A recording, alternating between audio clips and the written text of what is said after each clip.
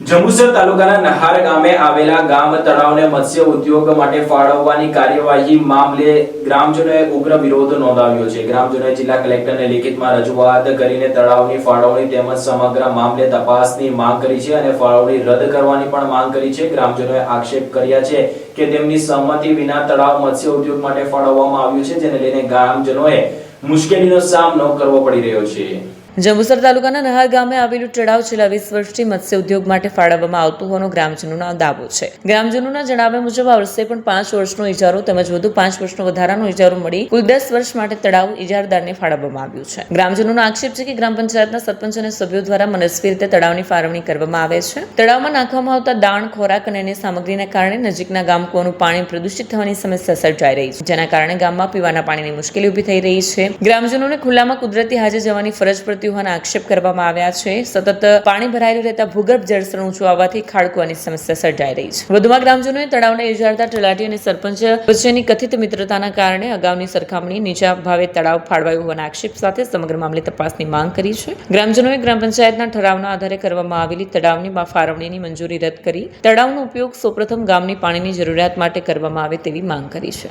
ગામ નહાર, તાલુકો જંબુસર, જિલ્લો ભરૂચ। અમે અહીં જિલ્લા કલેક્ટર કચેરીએ આવેદનપત્ર આપવા આવ્યા છે કે નહાર ગામનું તળાવ છેલ્લા 20 વર્ષથી મત્સ્ય ઉદ્યોગ માટે આપેલ છે અને આ વર્ષે પણ 5 વર્ષનો ઇજારો અને બીજો 5 વર્ષનો વધારે ઇજારો, એટલે કુલ 10 વર્ષના ઇજારા પર તળાવ ગામ પંચાયત દ્વારા ગામના સરપંચ અને સભ્યો દ્વારા મનસ્વી રીતે ગામ પંચાયતમાં ઠરાવ કરીને મત્સ્ય ઉદ્યોગમાં તળાવ આપી દીધેલ છે। આ તળાવથી ગામ લોકોને ઘણી કઠિન પરિસ્થિતિનો સામનો કરવો પડે છે કે તળાવમાં સતત પાણી ભરી રાખવાને કારણે ગામ તળાવના કિનારે ગામ કૂવો આવેલ છે, જેથી પીવાનું પાણી પ્રદૂષિત બન્યું છે। કારણ કે તળાવમાં મચ્છી માટે દાણ, ખોરાક અને કેમિકલ નાખવાથી પાણી પ્રદૂષિત થયું છે, તેથી ગામ લોકોને પીવાના પાણીની સમસ્યા સર્જાય છે અને ગામ પંચાયત દ્વારા બીજો કોઈ પીવાના પાણીનો બીજો કોઈ સ્ત્રોત નથી અને ગામ તળાવમાં સતત 21 વર્ષથી પાણી ભરી રાખવાથી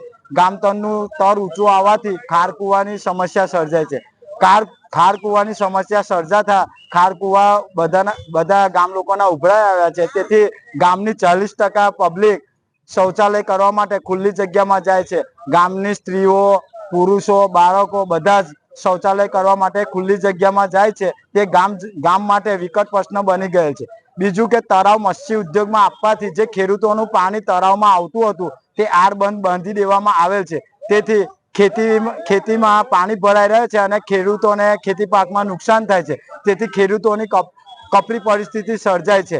અને બીજું કે તલાટી, સરપંચ અને ઇજારાદારમાં મિત્રતા હોવાથી એટલે કે એમને અંદરો અંદર પંચાયતમાં મિલીભગતને કારણે આ વર્ષે તળાવનું ટેન્ડર પણ નીચા ભાવે પાસ કરી દેવામાં આવેલ છે અને દર વર્ષે 5,62,000 રૂપિયામાં તળાવ જતું હતું અને આ વર્ષે 1,51,000 રૂપિયામાં એટલે કે નીચા ભાવે ટેન્ડર પાસ કરાવી પંચાયતના સરપંચ, તલાટી અને સભ્યો દ્વારા અને ટેન્ડર ઇજારાદાર દ્વારા ગેરરીતિ સર્જાય છે અને આ ગામનો વિકટ પ્રશ્ન બની ગયો છે। કારણ કે તળાવ સતત ભરી રાખવાથી પાણીની સમસ્યા, શૌચાલયની સમસ્યા, ગંદકીની સમસ્યા અને આરોગ્યની દ્રષ્ટિએ પણ ગામ લોકો માટે કપરી પરિસ્થિતિ હાનિકારક છે, તેથી આ ઉકેલ ઝડપી આપે અને અધિકારી સાહેબશ્રીઓ 10 દિવસમાં ઉકેલ આપે એવી અમે આશા રાખીએ છીએ અને જો 10 દિવસમાં ઉકેલ નહીં આવે તો અમે પ્રતિક અનશન કરીશું। પ્રતિક અનશનથી પણ ઉકેલ નહીં આવે